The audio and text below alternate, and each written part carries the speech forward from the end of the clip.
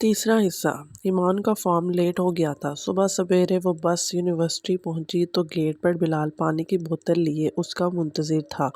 तुम क्यों आए हो? तुम्हारा तो फॉर्म सबमिट हो गया था, क्यों तुम नहीं सुधरते हो? तेजी से आगे बढ़ते हुए बोल रही थी। तुम अकेली आती, लाइन में लगती और घर में सो रहा होता, ऐसे नहीं तो कब्र में ही आएगी। वो मुस्कुराया ही था कि आगे से उसके सर पर ईमान ने फाइल मारी थी। खिसके हुए पागल, वो बुड़बुड़ाई।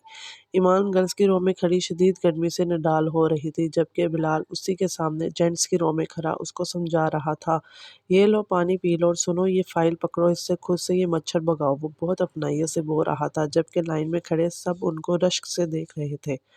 तवील इंतजार के बाद तुम बिला वजह रो में खड़े रहे, लोग क्या सोच रहे होंगे? वो गुस्से से बरहम हुई। मुझे क्या पता लोग क्या सोच रहे होंगे। मुझे बस ये पता है कि तुम अकेली नहीं थी। प्यार का इजहार ज़रूरी नहीं है ईमान, प्यार को निभाना बहुत ज़रूरी है।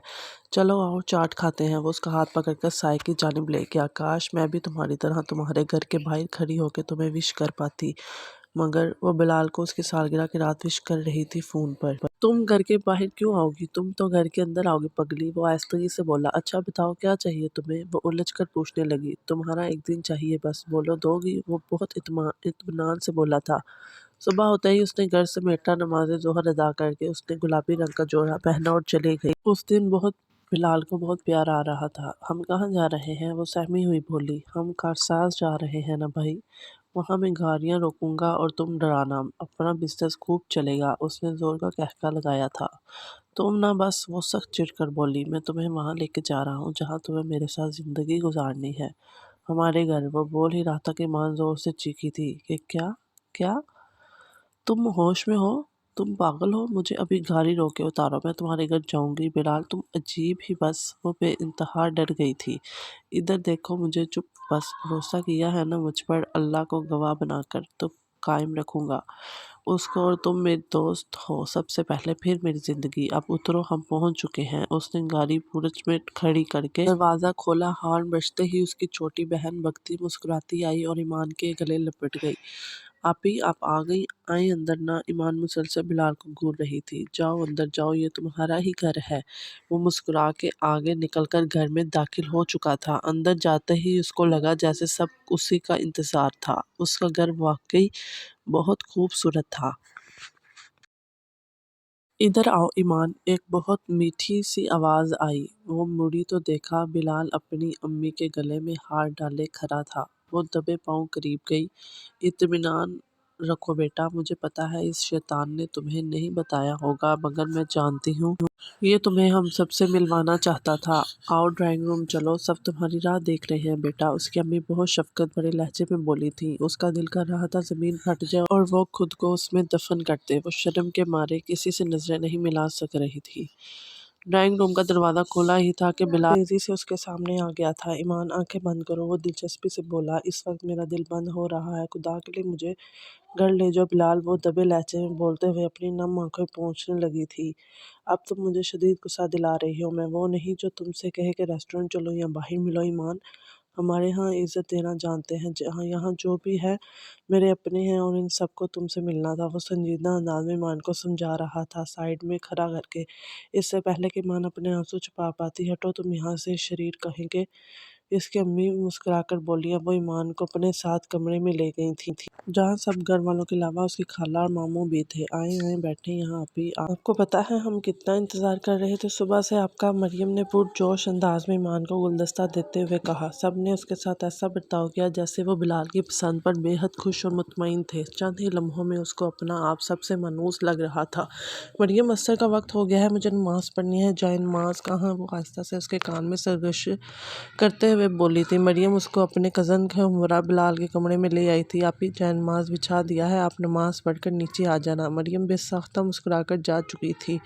नमाज मुकम्मल पढ़कर वो जय नमाज को घूर रही थी। अपने रब से कुछ बोलना चाहती थी, मगर लफ्ज़ों का इंतखाब करने में नाकाम थी। मैं तेरा किन लफ्ज़ों में शुक्रिया अदा करूँ परवरदिगार? मैंने क्या करा था कि तूने मुझे इतना अता कर दिया? वो सजदा रेज़ होकर धीमी आवाज़ में बोल रही थी। हाथ उठाए सफ़ेद वो कुलबंदी आंखें बंद किए उसने दिल से सदा लगाई। या खुदा, मुझे इस घर में जायज़ रिश्ते में बांध कर हमेशा के लिए उसका बना दे। आंसू उसकी आंखों में बह रहे थे। वो बेसूध बैठी अपने रब से बातों में मसरूफ़ थी। आमीन सुम्मा आमीन। वो एकदम उसकी आवाज़ से चौंकी थी। تم کب آئے؟ وہ چند ماس طے کرتے ہوئے بولی، جب تم میری خوشیاں مانگ رہی تھی۔ وہ شیطانی انداز میں بولا تھا، تمہیں احساس بھی ہے کہ آج تم نے کیا کر دیا ہے؟ میں کتنا شرمندہ ہوں، کیا سوچ رہے ہوں گے سب؟ ایسی لڑکیوں کے گھر تک آ گئی۔ وہ کرسی میں بیٹھ کر گلہ کرنے لگی تھی۔ تم کیسی ہو یہ میں جانتا ہوں، کیا یہ کافی نہیں ہے؟ میری ماں، میرے گھر والے جانتے ہیں، کیا یہ کافی نہیں؟ دنیا کیا سوچتی ہے مجھے اس سے کوئی فرق نہیں پڑتا، تم کیا سوچتی ہو اس سے فرق پڑتا ہے۔ وہ آہستگی سے بولتے ہوئے اس کی جانب بڑھا۔ یہی ہے ہماری دنیا ایمان، یہ ہماری چھوٹی دنیا ہوگی جس میں ہم ہوں گے اور ہمارے خواب ہوں گے۔ وہ یہ سن کر پھر چونکی تھی۔ یہ تمہارا کمرہ ہے؟ وہ بے حد حیرانی سے بولی۔ ابھی تو میرا ہے، جلد ہمارا ہو جائے گا۔ وہ آنکھ مارتے دروازے کی جانب بڑھا۔ ٹو بی مسز ایمان خان سون، نیچے سب آپ کی راہ دیکھ رہے ہیں۔ وہ یہ کہہ کر کمرے سے جا چکا تھا۔ دسترخوان لگ چکا تھا، ڈرائنگ ٹیبل پر سب بیٹھے تھے، اس کے منتظر تھے۔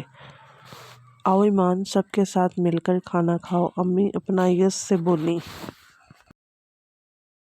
کھانا بہت لذیذ تھا آنٹی، خاص کر میٹھا، آپ نے بہت محنت کی۔ وہ جاتے ہوئے گلے لگ کر بولی، تمہیں پسند آیا ہے؟ اب میں روز بلال کے ساتھ ساتھ تمہارے لیے بھی بھیجا کروں گی۔ وہ جاتے ہوئے ایمان کو گرم جوشی سے بولی، ایمان تم نے ابو کو خدا حافظ نہیں کہا؟ چلو جلدی آؤ، ان سے مل کر پھر چلیں گے۔ بلال گاڑی سے اتر کر اندر کی جانب جاتے ہوئے بولا۔ وہ خاموشی سے اس کا پیچھا کرتے کمرے میں داخل ہو چکی تھی جہاں اس کے ابو تسبیح پڑھ رہے تھے۔ میری اپنی بھی بیٹی ہے اس گھر میں سمجھ سکتا ہوں تمہارے احساس بیٹا، تم اور مریم میں کوئی فرق نہیں، خدا تمہیں خوش رکھے۔ وہ اس کے سر پر ہاتھ رکھ کر اس کو دعا دے رہے تھے۔ آپ سب بہت اچھی ہیں۔ وہ خود پر قابو نہ رکھ پائی تھی، وہ بے ساختہ رو رہی تھی۔ خدا حافظ آپی، دوبارہ بھی آئیے گا۔ مریم گھر کے سامنے گیٹ پر اداس کھڑی ایمان کو ہاتھ ہلا کر رخصت کر رہی تھی۔ آج تمہارا دن تھا، میں کچھ نہیں دے سکی تمہیں، اور تم مجھے وہ کہتے کہتے رک گئی تھی۔ عام سا انسان ہوں یار، بہت مطلبی ہوں قسم سے، اب کیا کروں، سارا مطلب ہی میرا تم سے جڑا ہے، کل کائنات جو ہے یہ چڑیل میری۔ وہ اس کو ہنسانا چاہتا تھا۔ مجھے آج اتنے سارے رشتے دینے کے لیے شکریہ بلال، آج میں رشتوں کے ترازو میں خود کو بہت اعلیٰ مقام پر محسوس کر رہی ہوں۔